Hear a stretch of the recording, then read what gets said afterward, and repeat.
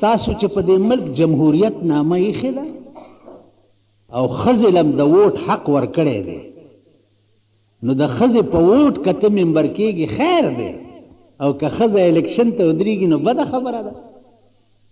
وایي که نه په خبره پوهېږئ که نه پوهېږئ؟ ښځې له د ووټ حق په اسلام کې چېرته دی؟ ودې وایي دا سربه سربه مولیان که نه چې د ښځې ووټ خو د تا علي د ممبر کېږي دی، او که ښځې وویلې چې زه الیکشن ته ودرېږم نو دا بده خبره ده. سم کار دی. الله پاک دې د پاکستان آینده حکومت د ډمو کړي، امین کوي چې دا خوند خو مو والو که نه. د اجراګانو خو مو واغسته، د خسرګانو مو واغسته، اوس ډمې پاتې دي چې آینده حکومت د ډمې شي. تاسو ډمو له د ووټ حق ورکړی دی که نه؟ په پارلیمنټ کې تاسو ډمې کینولې دي که نه دي کینولې؟ کومه ښځه چې په سړو کې ناستې یا د ډمو نه کمئ؟ کومه ښځه چې په زرګونو سړو کې ناستئ ا د ډمې نه کمئ؟ نو په پاکستان اسلامي ملک کې تاسو ډمې خو کینولې دي په پارلیمنټ کې، د ډمې په ووټ خو ته وزیر اعظم کېږي، او که ډمې وویل چې زه وزیر اعظم کېږم نو دا بده خبره ده. دا په هغه وخت کې بده خبره وه چې په پاکستان کې ډمې ته د ووټ حق نه وی. دا جمهوریت ټکی په اسلام کې دی. خو وګورئ د ابوبکر صدیق د خلافت انتخاب چې کېده، زه خو دا اسلام پوهېږم، او که دا ساربه ساربه مولیان په جمهوریت څه بله معنی نو ما دې پوهېږي. زه څه بلایم نه یم چې څوک خورمه، ما دې پوهېږي. د ابوبکر صدیق د خلافت انتخاب چې کېده او صحابه ټول د بیرې د ونې لاندې د بیرې د ونې لاندې ناستو او انتخاب کېده. بی بی عائشه د رسول الله صلی الله علیه وسلم کشره بی بی وه، فقیها د امت وه، علم دومره لوی چې صحابه به په کومه مسله نه پوهېده نو بی بی عائشه به حل کوله. علم دومره لوی. بی بی فاطمه خاتون جنت د پیغمبر لور، د حسنین مور، د حضرت علی بی بی دا موجوده وي. دا دواړه بیبیانې د صحابو نه په علم کې اوچتې وي، لیکن د امارت انتخاب چې کېده نو دی بیبیانو ته پکې دعوت ورنه کړی شو چې راشئ تاسو م ووټ ورکئ، د امیر انتخاب کېږي. ولې؟ صحابو ته دا پته وه او دی بیبیانو ته هم پته وه چې ښځه د ووټ حق په اسلام کې نه لري، د ښځې ووټ نشته.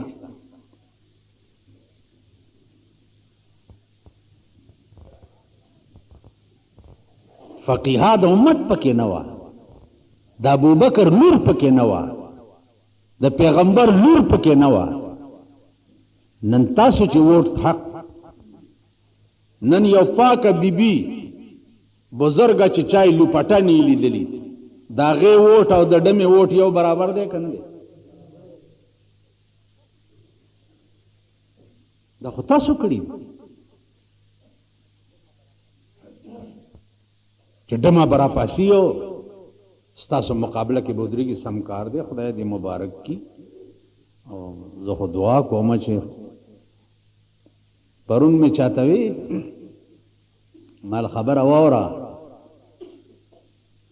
خوب مه ګوره، خوب چې دا جمهوریت او دا لیډران او دا سرمایه‌دار دا په پاکستان کې ژوندي وي. خوب مه ګوره چې په پاکستان کې به اسلامي نظام راشي، خوب مه ګوره. راتله خو څه کوي چې خوب هم ونه ګورئ. دا یاد لرئ. اسلامی نظام به اله راځي چې یو سړی پیدا شي، یو سړی، او ټول ملک پہ متفق شي او انقلاب راولي، او داسې انقلاب راولي چې په هر سرک د وینو ولی بیږي، په هر سرک، او په هر سرک وګوره سر لاندې او خپې پاس سړي ځوړند دي. اله به اسلام راځي. تاسو له شرم نه درځي پاکستان قوم ته چې چین تا نه وروسته آزاد شوی دی او چیرمین موزتونګ د هغې مشر و. نن ته ورشه د چین حال وګوره، امریکا ته یریږي. هندوستان تا سره آزاد شوی دی، ته ورشه نن وګوره امریکا ته یریږي.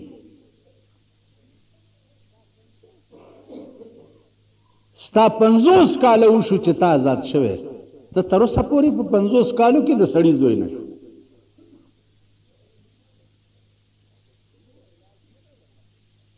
په الیکشنونو علاج نه دی د ملک،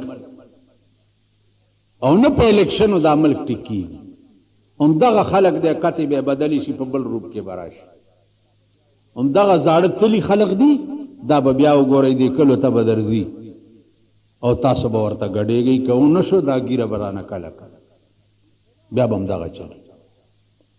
انقلاب پکار دی، انقلاب، داسې انقلاب چې د وینو ولې رواني. په ایران کې انقلاب راغی، وزیر اعظم یې توپې ته وتړلو. امیر عباس هویدا 14 کاله د ایران وزیر اعظم پاتې شوی و، توپې ته یې وتړلو. څه وصیت کې ویل ولې مې وجنئ؟ ویل ته 14 کاله د ایران وزیر اعظم وې او 14 کاله اسلام د خپو لاندې پیمالېدو او تا قدرې نه و کړې. دې نه لویه ګناه ستا بله کومه وه چې غړم شو، داسې والوزولو چې غوښې په اسمان کې مرغانو وخوړې. دا پکار دی، انقلاب پکار دی، انقلاب. الیکشنونه د ملک علاج نه دی، همدا خلق به بیا راځي او به ګورئ.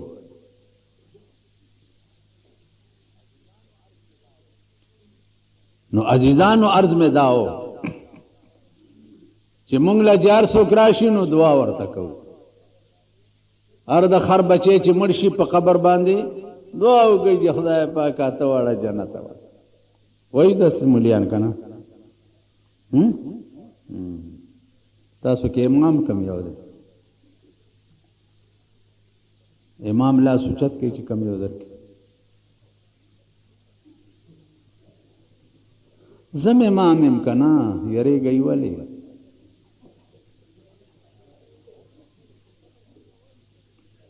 هر مقتدی په قبر مونږ وایو که نه چې خدای ته واړه جنت ورکړي. نو یو ملا ویلی اته واړه جنت خدای ورکړي، چې را روان شو نو مال خدای دې کور روان که چې اته واړه جنت دې دله ورکړي، نو مونږ به کوم خوازو؟ ځکه چې کل بل خو اته جنت دي او تا اته واړه دله ورکړه، نو مونږ به کوم خوازو؟ دا زمونږ دعاګانې دي، دا زمونږ کرتوت دی، دا زمونږ کردار دی.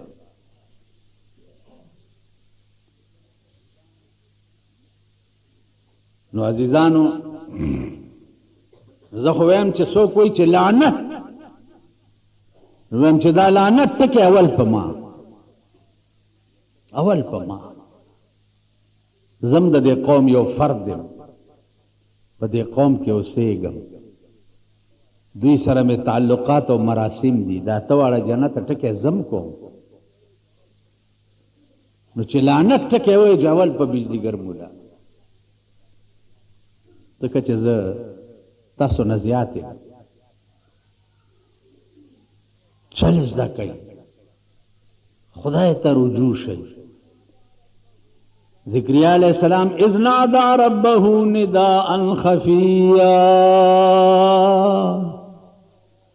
آواز وکړو الله ته خو آواز څنګه وکړو نداء خفیا آواز ډېر رو او پټ نیمه شپه ده څه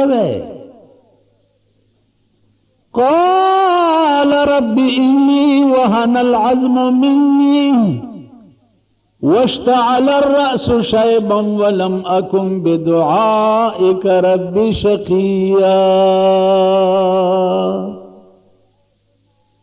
اے پروردگار بوڑھا شما سر مسپن شو کمزور شم د تبلیغ کولو قابل پاتې نشما خو یا الله یو درخواست درته کوم ما چې سری څه دعا درته کړې ده نو قبوله کړې دې دا توتیه تمهید ږدي د دعا د قبول دپاره توتیه تمهید دی ولم اکم بدعائک رب شقیا دا توتیه تمهید دی. خانو سوے وإني خفت الموالي من ورائي وكانت امرأتي عاقرا خدای زه د خپل ځان نه رستو یریږم ښځه مې بوډۍ ده دا اتیا کالو ده زم بوډا شومه د شپږو شلو کالو شومه اوس ته څه وکړه فهب لي من لدنك وليا يرثني ويرث من آل يعقوب. یا الله ما ته یو زوی راکا سره د دې چې ښځه مې بوډۍ ده او زم بوډا یما یا الله ما له یو زوی راکا چې ما نه رستو د یعقوب علیه السلام او زما میراث سنبال کی. توبه کې داسې څوک دی چېرته کړې ده د دعا کولو چل زده کړي.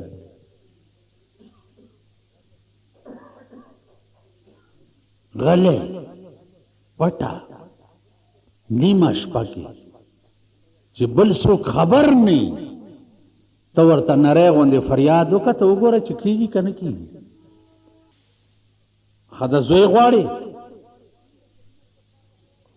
زوی غواړې خو د دین د خدمت دپاره یې غواړې ډېره ښه ده. یا زکریا انا نبشرك بغلام اسمه يحيى. اے ذکریا علیہ السلام مبارک شاہ مبارک شاہ زوی در کوم نامه ما کی خوا یحیی نامه بیوی اریان والته دعا وکړه والته ورته جبرائیل راغی زیره راوړو چې انا نبشرك بغلام اسمه يحيى مبارک شه زوی در کوم او یحیی نامه به دې اریان اوس زه درته چې د الله لري او کار حیران کن وی کني اریان چې زوی چې په کومه طریقه پیدا کیږي چې هغه ځوان سړی وي ځوانه ښځه وي خو مونږ نه یو ښځه مې بوډای ده زم بوډای نو د اریانتیا خبر اوس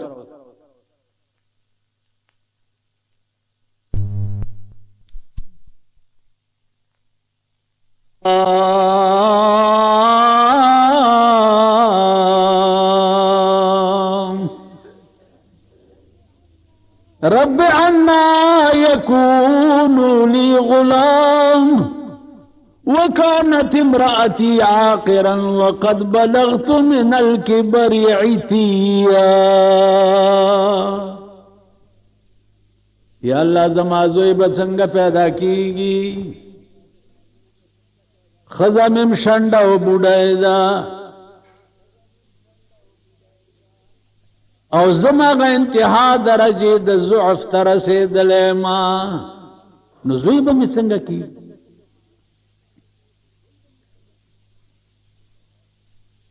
بیا جبریل را چې ستا لا شک دی؟ قال ربك هو علي هين وقد خلقتك من قبل ولم تك شيئا.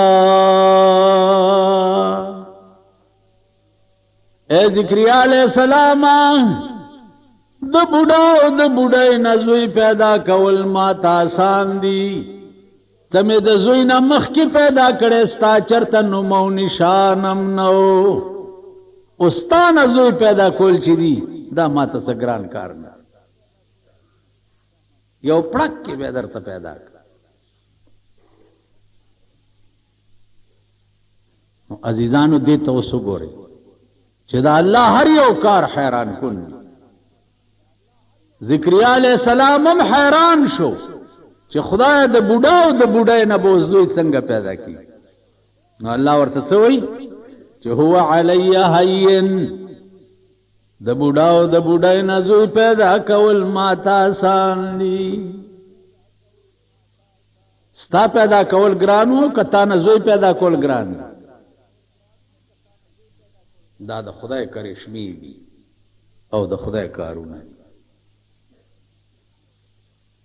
نو عزیزانو عرض مې دا و چې خبره اوږده ده، به بلې جمعې ته درته کوم، خو خدای ته رجوع شئ، خدای ته رجوع شئ او په صحیح معنو کې رجوع شئ. زبانی جمع تاسو په ایمان ووایئ دا جمعات کې چې څومره مونږ ناست یو، چې دا الله ټکی چې مونږ وایو د دې الله ټکی زور دې ځای ته رارسي.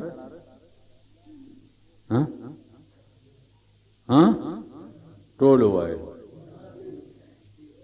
صرف په خوله وایي چې الله، لکه د مور چې زوی ډېره تنګه کي که نه، او چې و الله توبه، هغې خود تکیه کلام ګرځېده، لیکن و الله توبه. نو مونږ هم دغسې شی چې و الله توبه، دا اله کېږي چې دا الله د دې ځای نه راوځي، دې ځای نه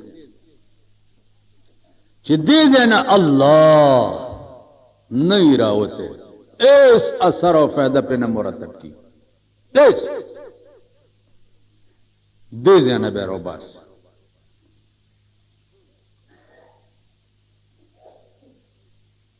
دنیا کې خو وخت یې تېرېږي، او چې دې ځای نه دې الله نه یې راوستی، د مرګ نه بعد دیم بیړه تباه ده او په ژوند دیم بیړه تباه ده، دې ځای نه به یې راوباسي.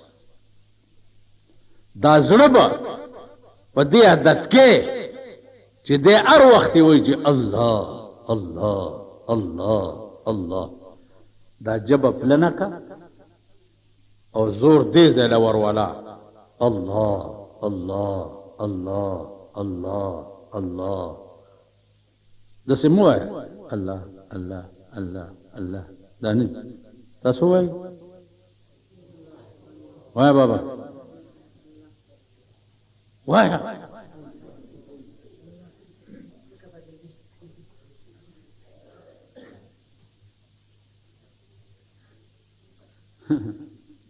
وی ټول عمر می تیر شو بی هدا په زمانہ،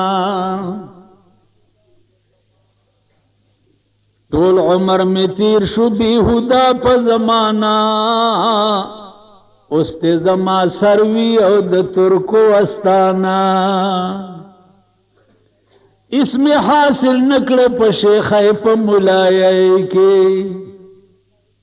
اسم شیخی میں مکڑا ملا تو میں مکڑا، اللہ اللہ میں ہوئے اللہ اللہ اللہ اللہ دا میں ونوی اس میں حاصل نکڑ پا شیخ پا ملائے کے وصل دی میوار دے ہر چیشی پا میں خانہ شیخی و ملاتوب میں بے د زړه د الله د ویلو نه ډیره وکړه خو اس میں پکې حاصل نه کړه دین بعد میں نمبر دے کپ میں خانہ کی ویم نو د زړه نه به رو باسم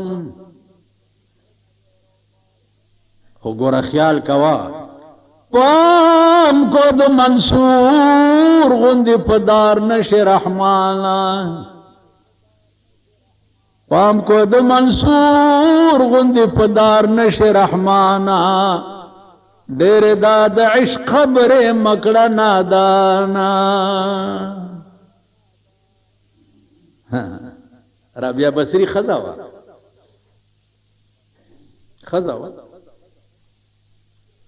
نیمه شپه کې ناسته ده او دا کوي الله الله الله الله الله ناگانا جذبہ کے رالا چھے زما اللہ زما زڑو چاودو پا اللہ اللہ ویلو او تا یو رضی منوی چھے زما بندے زدائے ما یو ذل ختم رات آوازو کا کنا دا اولیاء اللہ خدای سرہ دسی بے نیازی پیداشی بے نیازی ہونی رابعه بصری خزا دا اے اللہ زما زڑو چودو پا اللہ اللہ ویلو باندے او تا یو رضی منوی چے زما بندے زدائے ما او چے دے داوی نو آواز ورطاو شو دا اسمان نو ورطا آواز شو چے گفت اللہ تو لبیک ماست گفت اللہ تو لبیک ماست وی نیازو شور و دردت پیک ماست اے رابعه بصری داستا اللہ ویل چی دی دا زما لبیک دے کہ زما توفیق نوے نو تابا اللہ پنی مشپک ٹولا دنیا اودد او توی خناستے نو تابا اللہ سنگویلے وے چی تا اللہ چغوے نو زدر تویم چی لبیک لبیک لبیک دا مانا دا چی زا حاضر در تولار ما خزد تو پاکستان کې داسې سړی ګوري چې هغې ته نیمه شپه کې داسې آواز وشي په ایمان یې وایي اوس کله کله څوک راشي زموږ دکان ته نو زما د لاسم داسې ثبت خدای دې بنیاد وباسه نو دې پلیتو لاسونو نه څه غواړي او دې دا خیال کوي چې دا بجلیګر مولا جوړسبرګ دی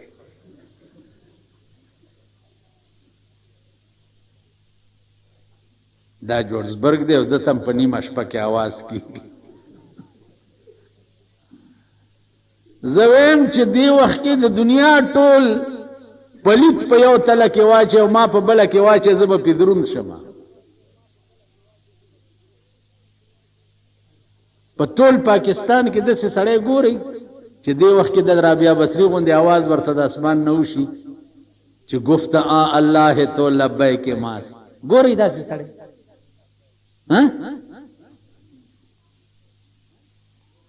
نا ختم وہ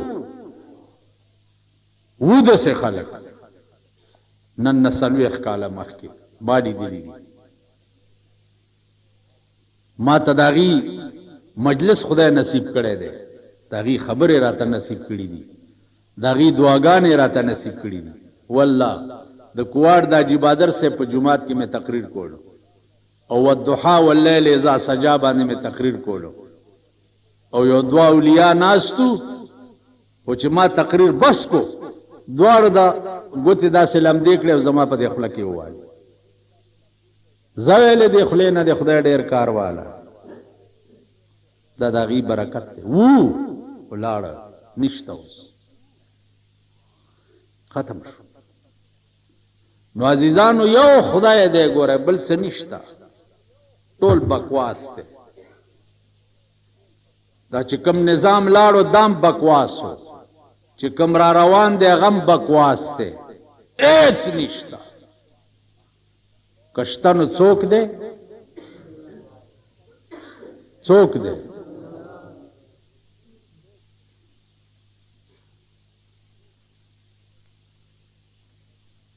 په دې ښځو کې یوې ښځې دعوا وکړه چې که زه کامیابه شم نو روټي کپړه مکان به ورکو یوې پکې دا ووی چې روټي کپړه مکان نو بوټو صاحب هم دنیا دوکه کړې وه په روټي کپړې مکان که نه کړې وه که نه وه نو روټي کپړه مکان به ورکو ما وی چې د صالح علیه السلام چې کومه اوښه د کاڼي نه راویستې وه په معجزه باندې نو خلق ورتل دا اوخه په دې کاڼي کې څنګه وه نو اسمان نه خبر راغی چې 4,000 کاله وشو چې په دې کاڼي کې مې اوخه پیدا کړې ده 4,000 کاله وشو نو 4,000 کاله وشو چې دې کاڼي کې اوخه پیدا شوې ده هغې له روټۍ چا ورکوله نو هر څه الله ورکوي بنده نه ورکوي بنده نه ورکوي بنده نه ورکوي پوی بم نه روټۍ به تا پسې منډې وي خدای ته ګورئ سړیتوب زده کوي عقل زده کوي یو خدای ته متوجه شي د خدای ټوله خدایي به تاسو پسې شي یاره جمعه باندې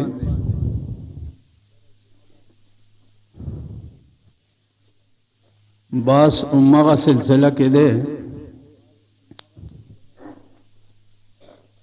چې د الله پاک هر یو کار چې دی هغه حیران کن وي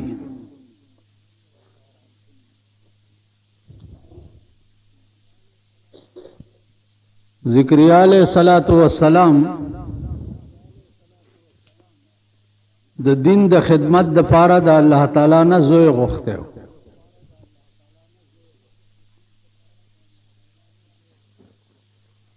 نو الله پاک ورته بشارت کو چې انا نبشرک بغلام اسمه یحیی لم نجعل له من قبل سمیا زوی در کوما او داسې زوی در کوما چې په دې نامه باندې ما بل الګ اډو پیدا کړی نه دی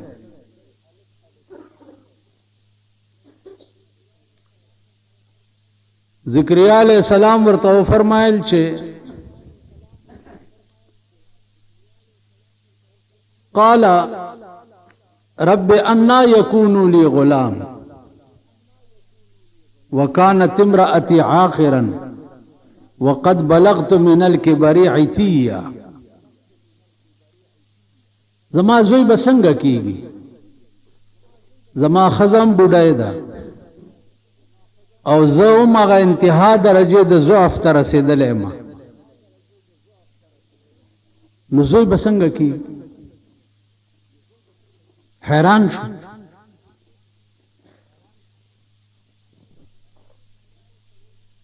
چې حیران شو نو الله ورته وایي چې قال كذلك خبر هم داسې ده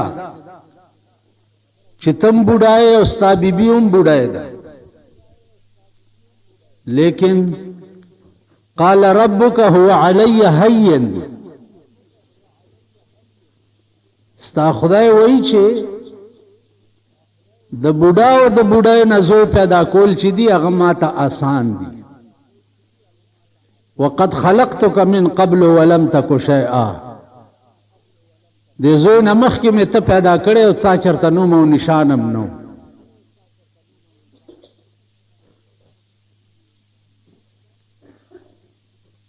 عزیزانو دا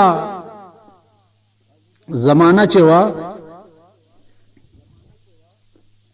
دا تقریبا د رسول الله صلی الله علیه وسلم نه 600 کاله مخکې زمانہ وا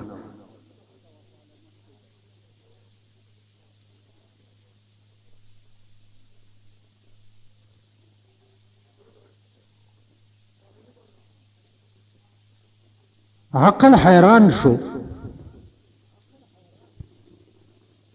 چې د بوډا او د بوډای نه زوی پیدا کېدل دا د انسانی عقل تقاضا نه و. زوی پیدا شو چې پیدا شو نو الله پاک ورته وایي چې یا یحیی خذ الکتاب بقوه. دا پلار چې ته څه شي دپاره غوښتی وې هغه منصب سنبال کا.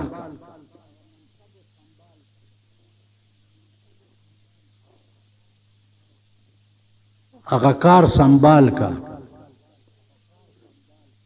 عزیزانو علما وایي چې د 3 کالو و دی چې الله پاک ولا پیغمبري ورکړه. قانون الہی دا دے چې هر یو پیغمبر ته پیغمبري 40 کاله پس ملاوي. د ذکریا علیہ السلام د ډېر ښې تمنا په وجه د زوی ته الله پیغمبري 3 کاله پس ورکړه. واتیناه الحکم صبیا وحنانا من لدنك وزکاه وکان تقیا وبرا بوالديه ولم يكن جبارا عصیا. د پلار ټول منصب چې هغه سنبال کو خدای وای چې وکان برا بوالديه. د مور او پلار ډېر تابعدار.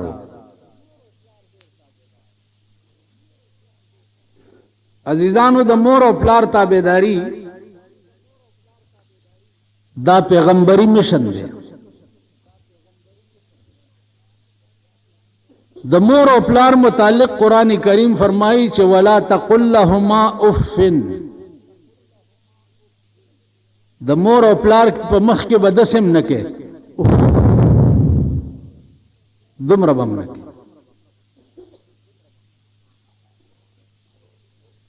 سبکه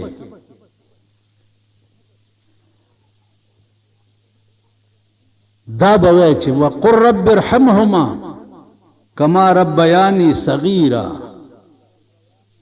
یا الله زما په مور او پلار داسې رحم وکړي لکه چې زه ورکوټی وما او په رحم و کرم یې لوی کړی و. نو ولا تقل لهما اف. د مور او پلار په مخ کې به اف هم نه کړي بلکې تر دې پورې اجازت ته که پلار سړی ته ووایي چې دا ښځه پرېږده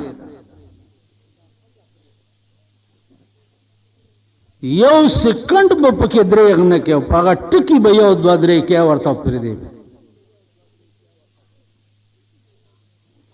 یو سکنډ. د ابراهیم علیه السلام په واقع کې یو خبره دام پاتې وه چې اسماعیل علیه السلام په مکه کې واده کړی او ابراهیم علیه السلام ملاقات ته راغی. نو اسماعیل چرته بار تللی نو د هغه ښځې نه یې تپوس وکړو چې څه حالات دي څه ګزاره مزارم کېږي که نه. هغې ورته وویل چې او چې وي اخرو او چې نه بس سم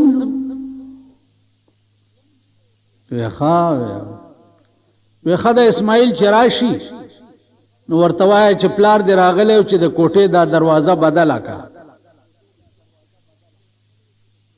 دا لرې کا. اوس ښځې ته یې دا څه پته وه چې دروازې نه مراد زه یم. اسماعیل علیه السلام چې راغی ورته وی چې پلار دې راغلی او هغه وی چې دا دروازه بدله کړه. بدلاس نه ونیو او طلاق یې ورکړو. وی راته ته ښودلې وي بله یې وکړه. چې بله یې وکړه بیا څه زمانه پس ابراهیم علیه السلام راغی وی چې سال دی. ښځې وی چې الحمدلله د خدای لاک لاک شکرونه دي دا هغه ډېرې مهربانۍ شکر یې وویستو وی ښه د اسماعیل چې راشي نو ورته ووایه چې د کور دا دروازه دې ټیک ده تاسو خیال راغی نو پلار ته دومره پورې اجازت ته چې هغه داسې هم کولی شي اوسنۍ ښځې وګوره ستاسو د ملک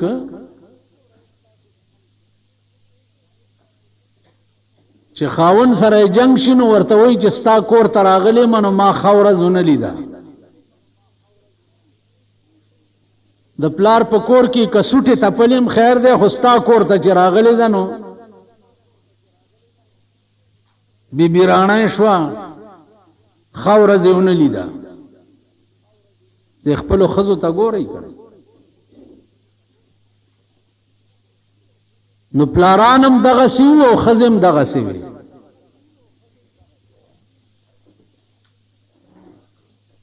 تاسو خیال راغی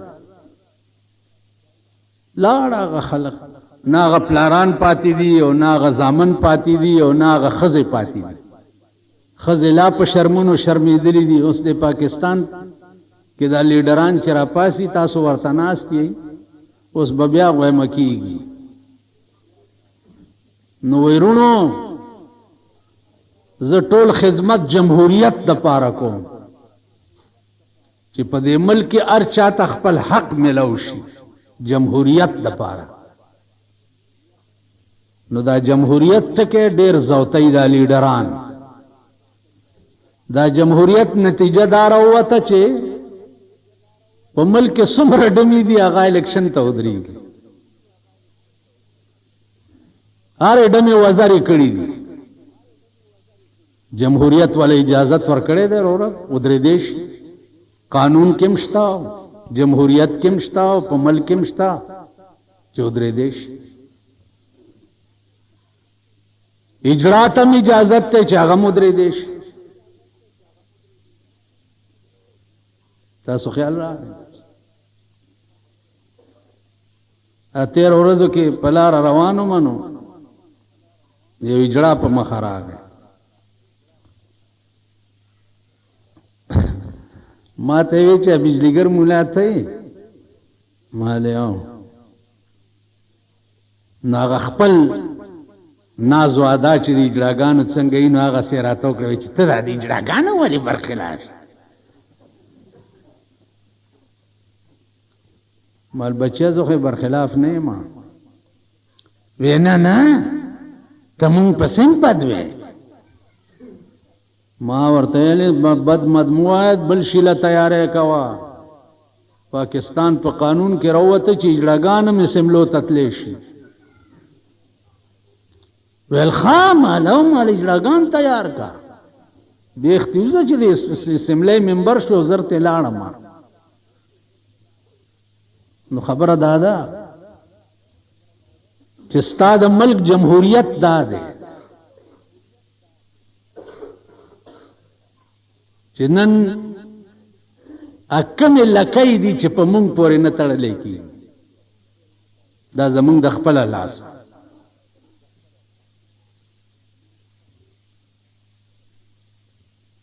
دا زمونږ د لاسه ښځه الله پاک سطح پیدا کړی ده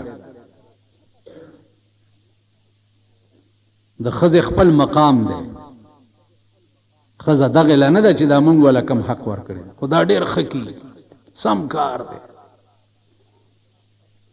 ښځې نه چې زه وایم چې یا الله زما غوږ کې داسې خبره راولي چې په پلاني ځای کې یو خره ده هغه ولاړه ده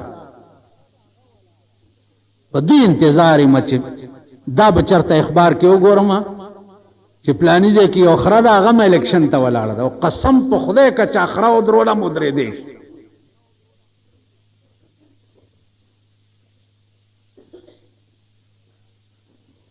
عزیزانو زما عرض دا و چې لاړو هغه وخت اوس داسې شرمېدلي وختونه را روان دي چې هر وخت به په زړه بیمار یې هر وخت د سړیتوب خبره به نه اورئ د شرافت خبره به نه اورئ د سړیتوب کارونه به نه ګورئ. اوس داسې وخت را روان و، هره ورځ به په خپل ځان باندې په وینو جاړئ او ژوند به م تنګ شي. تنګ دی نور به تنګ شي. تاسو به ګورئ خپل ځانونو ته، ستاسو زندگی به تنګ شي. لغوندې حساس بنده چې وي، لغوندې او څه حس پکې وي، د هغه زندگی به تنګ وي. یو خر دماغ سړی نو هغه پته نه لګي، لیکن حساس خلقو زندگی به تنګ شي. دا د پیغمبرانو واقعات چې دي دا نن سبا سے افسانی دي. اوس دې تم تاسو ګورئ چې عقل حیرانیږي که نه چې ستا په ملک کې څه کېږي.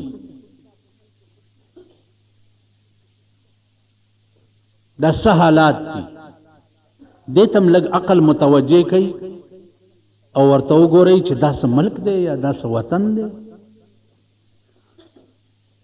دا بني آدم داسې وي. نن دولت داسې شوی دی لکه علم. خدای پاک وایي که مثل الحمار یحمل اسفارا، مثال د بې عمله ملا داسې دی لکه په خره باندې کتابونه بار کې. په خره نو خر خو نه ملا کېږي که هسې د کتابونو بار پې پروت دی. نن دولت چې دی هغه هم په خرونو بار دی. دولتمن سړی دې شکل ته وګوره، خبرې چې واوري ته به حیران شي چې یا ربا دا دومره دولت دې ده ته ورکړی دی. دې بوتار ته وګوره، دې شکل ته وګوره، دې خبرو ته وګوره. دغسې دولت هم په خرونو بار دی. کوم چې اصیل خلق دی، کوم چې اهل دی، هغه د توتیانو ورونه دي لاندې جاړي او زاغان کې ناسته په سر د سر وي، توتیان ته لاندې د ځان ویرونه کوي. زاغان کې ناسته په سر د سر وي، توتیان ته لاندې د ځان ویرونه کوي. رزیلان پاسی عبدالعظیما په شریفانو اعتراض نه کوي. زاغان کې ناسته په سر د سر وي، سر وي هغه ونې ته وایي چې په چمن کې نیغه ولاړی. زاغان کې ناسته په سر د سر وي، توتیان ته لاندې د ځان ویرونه کوي. رزیلان پاسی عبدالعظیما په شریفانو اعتراض نه کوي. نن چې دولت در سره نه و، پیسې در سره نه وي، ته رزیلې تا ته څوک سړی نه وایي. دا خو به ستاسو تجربه شوي چې په کلي کې خاني نوابي او یو غریب سړی. خان او نواب چې غلو خوري نو مونږ ورشي چې خان وښکونه د شات را بیږي، او غریب سړی چې د کروڑ روپو خبره وکړي نو تاو زه ورته وایي کینه مړه د حیثیت ته دې وګوره او د خبرو ته دې وګوره، کینه مړه. دا د سوټماري زامن والا راټول شو، کینه مړه او د خان مقابله کې ته خبره کې. د غریب سړي خبره بیا په یو ټکن اغستې کېږي او د دولتمن غل خوراک چې دی هغه شاتي. ته په داسې وطن کې اوسېږي، په داسې ملک کې اوسېږي.